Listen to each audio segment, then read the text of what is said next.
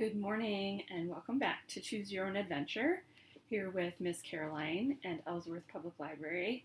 We have made a few wrong turns in our adventure so far with Doctor Who Mission to Venus by William Ems.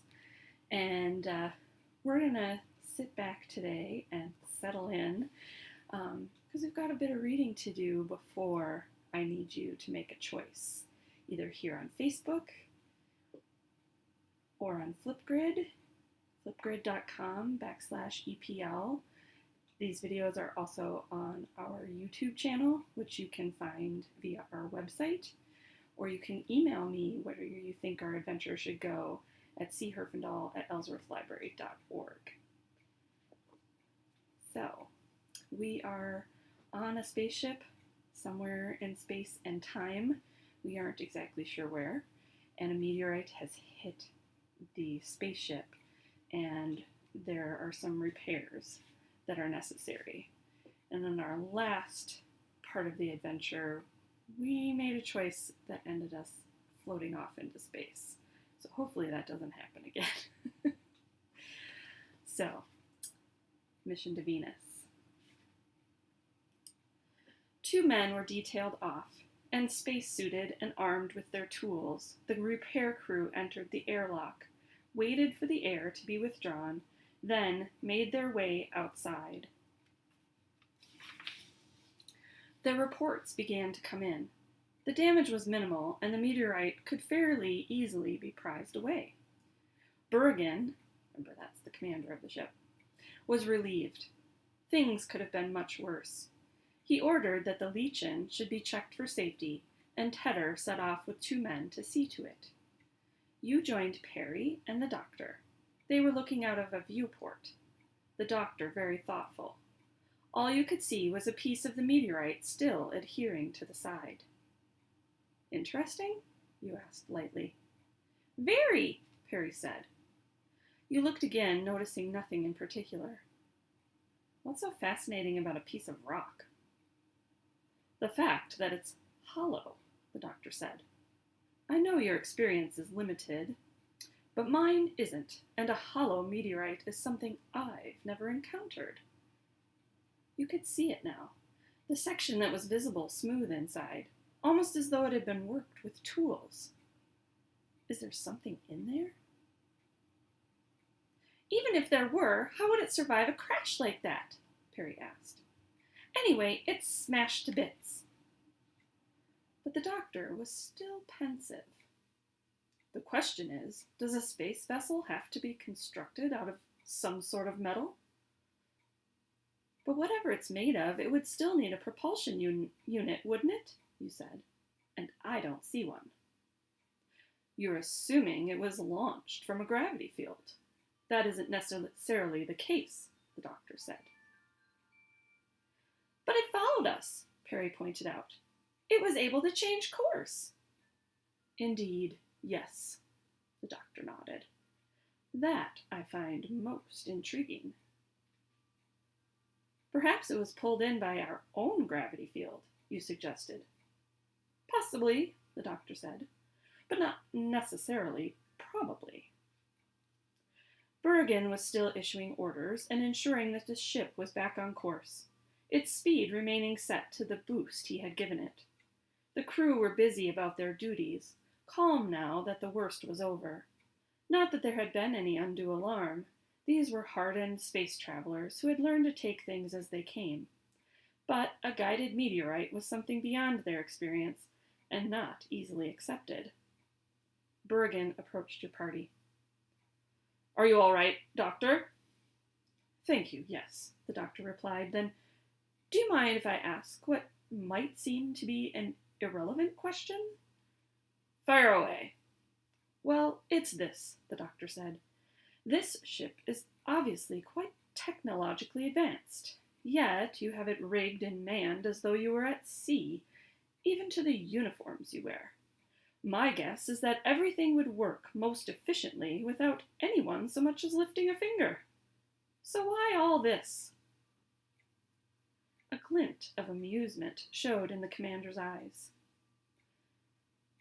Psychology, The head shrinkers found that men too long in deep space not only begin to lose their identities, but to a certain extent their minds as well. Nothing to do, you see, except for dictated exercises which soon came to appear pointless and boring. There are quite a few cases of people going insane, after all. He indicated the viewport. You've only to look out there for a while to feel the vast emptiness creeping coldly into your soul, haven't you? So the clever men came up with the idea of a traditional uniform and the various ranks that go with it. Then they went even further and allocated tasks which, though not vital, give the men the feeling that they are performing important duties. In effect, that without them, the ship wouldn't function. And would it? You asked. Not as we have it rigged at the moment, not without the men performing their duties, but in an emergency we can switch everything into computer override. All we need, then, is one man hitting a keyboard. We try to avoid that, for obvious reasons. Sound reasoning, the doctor said, and it is that also the reason for the decor? Nice, warm pastel shades? You have it, Bergen nodded. Imagine how it would be if everything were bare metal or some ghastly institutional green. Wouldn't do much for morale, would it? He swung away as the radio crackled again into life. Excuse me. Venus, calling Medusa, came from the speakers. Hearing you loud and clear, Bergen said. Come in, please. Are you still on course, Commander? We are now. We had a small incident with a wandering meteorite. We've also increased speed. Good. We've now fueled up the spaceship Erin, and she's blasted off. She'll let you know the point of interception. Has she sufficient fuel? More than you, because the distance is shorter.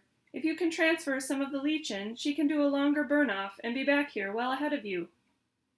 Good. We'll wait to hear from you. There's just one thing, Commander. Is the lechin packed in jars tough enough to withstand transfer? We don't want any accidents. I was told it was, Bergen replied. The jars have taken a shock or two so far. We can only hope for the best. Anyway, we have padded cranes. Thank you, Commander. Please hold to your present course. We'll be in touch. Out. Bergen stood for a moment in thought, his huge presence looming over the console, his mighty hands looking as though they could pick up every one of the instruments and crush them like paper decorations, which they probably could. It occurred to you that it was only such men as Bergen who could lead their men into the vasty depths of infinite space and bring them out not only alive, but still possessed of their spirits. This was a man of more than physical power. This man was born to lead. He radiated such confidence and authority that it would have taken someone of considerable nerve even to question it. His face betrayed not a flicker of indecision when the lights went down again. He remained rock-like at the console as the instruments went berserk, indicator needles leaping this way and that, and the chronometers spinning backwards as though time had lost all meaning. You were startled and not a little afraid, but he remained motionless, only saying to the helmsman, Hold your course. Can't, sir, the helmsman said. The instruments have gone potty. Then do the best you can. There's nothing I can do, sir. There was fear in the helmsman's voice. The figures are a blur. And you could see that they were. What should have been stationary, illuminated red figures in front of him were now a flickering confusion, now reading this, now reading that, but in no way reading anything that he could steer by. The man was in an impossible situation. Bergen stabbed a button. Gone into computer overdrive. There was a pause while the helmsman studied the situation. It's still the same, sir, he said. I can't make head nor tail of it. Then don't, Bergen said, hitting the button again. Override now off. Just do the best you can. He turned and surveyed the control room, his massive presence, filling you with the conviction that if his control were to snap, he would break everything in sight, which he probably could. Peri, the doctor, and you remained silent. The awesome power exuded by the commander was sufficient to button any lip. This was no time for asking questions lightly. In fact, this was no time for anything other than standing in silence while the man waited for something to evolve.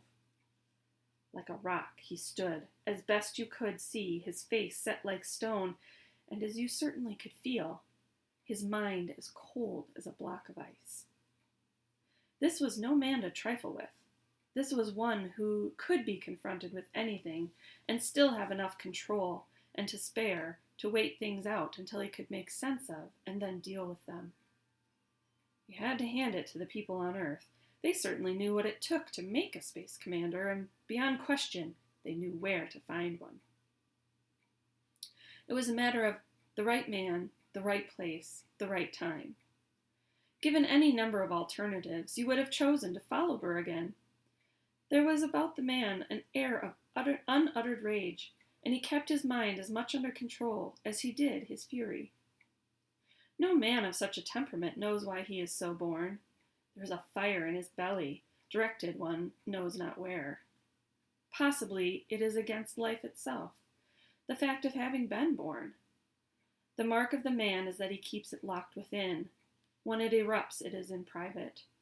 The fury is there, but so also is the intellect to contain it. Personal death is of no importance, but the survival of others is. Such a man was Berrigan. You could not help but feel wonder as you watched him stand there as though he were carved out of rock. He was waiting. He was prepared to stand there forever until something he could understand revealed itself. All the responsibility was his, and his soul was big enough to carry it. Alone he stood, and that was the way he liked it. External advice was neither needed nor welcome. "What are you watching?" the doctor said, "is a perfect demonstration of how man got as far as he did. Would you argue with him?" You shook your head no. "But why is he standing so still?" Peri asked. "Because if he betrays so much as a morsel of fear, the crew will catch it. So he doesn't." He thought a moment, then fixed you with a cold eye. "You see, that man won't admit to fear. He's a born survivor. He'll only recognize physical pain as a warning from his body that something's wrong. That man is a born leader. He does what he's appointed to do and admits to no misgivings. I would not like to be his enemy," the doctor said. That made a great deal of sense. The sheer power of Berrigan filled the control room. There he stood as if carved from rock, waiting for he knew not what, but totally immovable. No, you would not wish to be his enemy. He would tread you underfoot like an insect. Commander Berrigan was important. Commander Berrigan was a leader.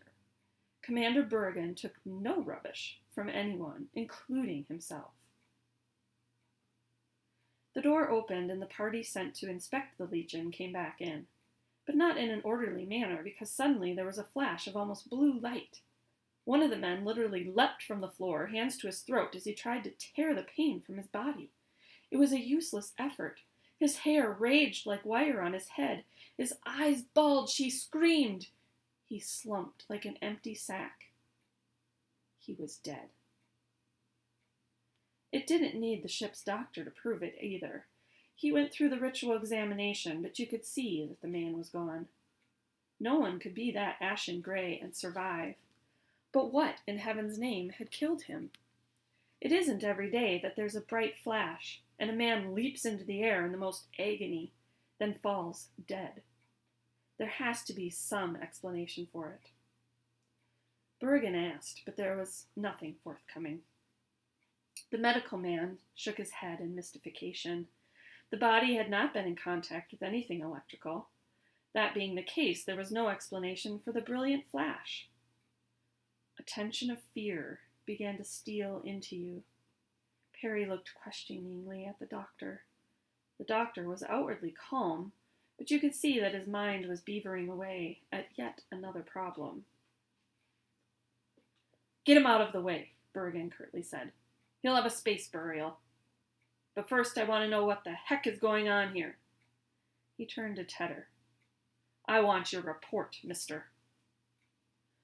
All's well, sir, Tedder said. The jars are secure.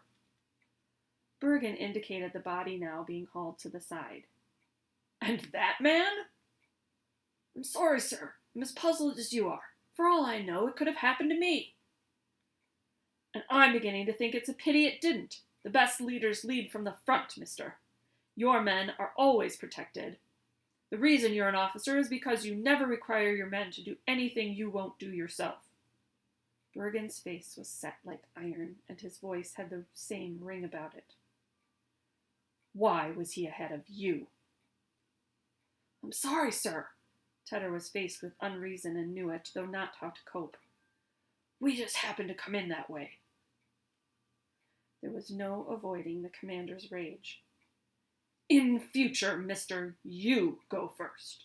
When in doubt, lead, and right now we are in doubt. Something's gone cockeyed, and we haven't the remotest idea what it is. Until we find out, you will behave properly. Do I make myself clear? Yes, sir.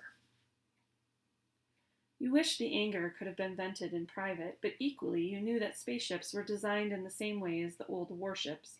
The equipment came first, living accommodation second. Privacy was of secondary importance, if it even rated at all. But despite Bergen's fury, you were still watching the doctor, who appeared to be watching nothing at all, vanished into some internal reverie. You saw him glance briefly at the dead man, then tilt his head in a listening attitude. What was he hearing? Then you heard it too. It was a gentle cooing sound, as of a contented dove. But where was it coming from? Not everyone could hear it. You could see the puzzlement on their faces. Birds in outer space? This was a total impossibility. You might as well go fishing in a furnace. But the sound was there, and there was no denying it. Doves? Bergen looked at the faces about him. All right. So what is it? No one answered. Indeed, how could they? You looked a query at Peri, and all she could do was shrug her bafflement at you.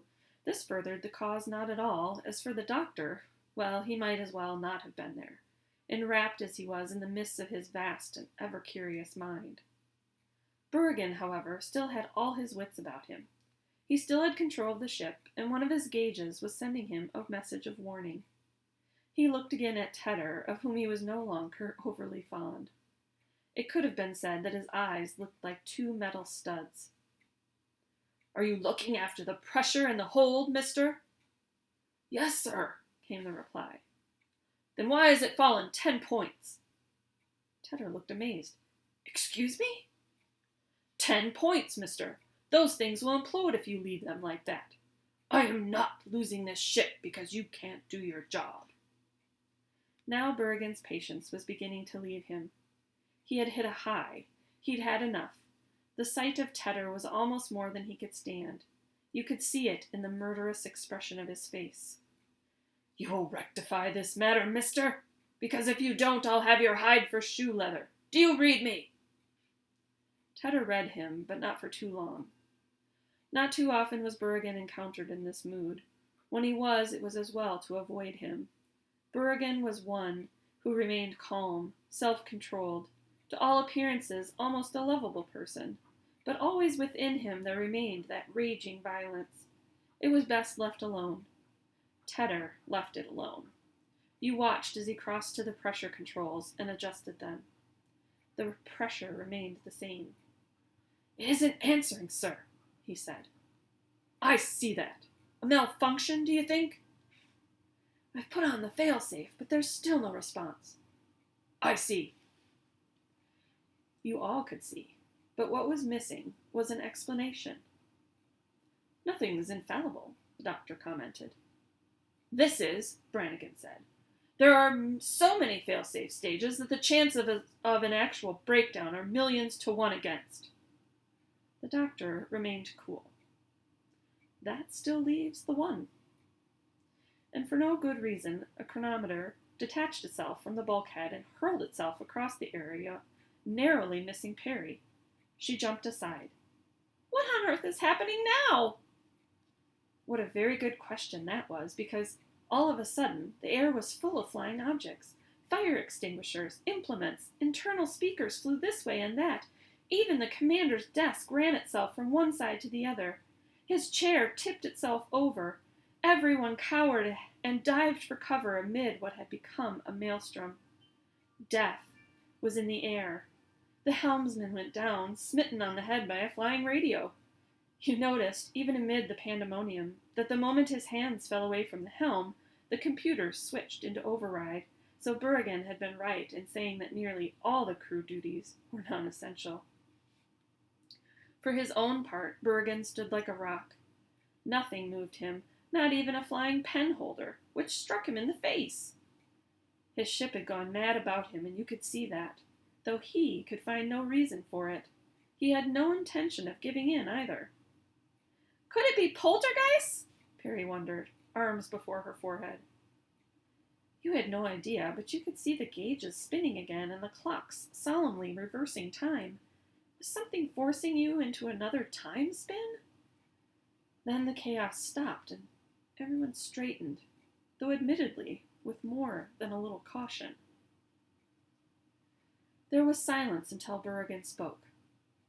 Right, he said. Get this mess cleaned up. Wordlessly, the crew did as ordered, but you could see their unease as they glanced continually about them for fear of another attack. Not that it was within you to blame them. If solid objects could hurl themselves about like that, something was seriously amiss. How's the pressure in the hold, mister? Berrigan asked. Almost back to normal, Tedder replied. But the indicator isn't holding steady. Very well, do the best you can. Clearly Berrigan had recognized that there was no point in blaming others when confronted with the inexplicable. He only watched as the crew cleared up the shambles, making no attempt to tend to the gash on his face. Peri tilted her head to one side. Do you have the feeling we're being watched? The doctor nodded. You feel it too? Very much so, but I don't see anything.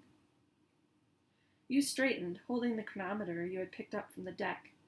You too paused, then you also felt the strange sensation of being observed. But by what? As Peri had said, the feeling was there. What, though, was causing it? You experienced a prickling up your back, then tried to shrug it off and carried the chronometer over to a side bench.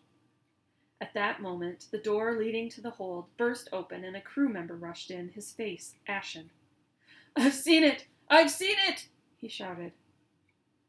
But what he had seen you were not to find out, because at that moment there came the same bright flash and he was hurled into the air in writhing agony to crash, dead, to the deck. You could feel the terror in the air as everyone stared, transfixed at the fallen man. But Berrigan was still very much in charge. He crossed and knelt beside the man to make sure that he was dead. There was no pulse. The eyes stared. Berrigan straightened. Put him to one side, he said gently, then addressed the remainder of the crew, his voice cool. I want no panic, men. I know we can't yet explain what's happening, but until we do, no purpose will be served by permitting these troubles to divert us from our duty, which is to get to Venus. I intend to do precisely that, as I'm sure you do. I rely upon you as a fine crew. He turned to Tedder. Would you please attend to this man, mister? Yes, sir. Tedder gestured to two of the men, and they gently lifted their friend and carried him away.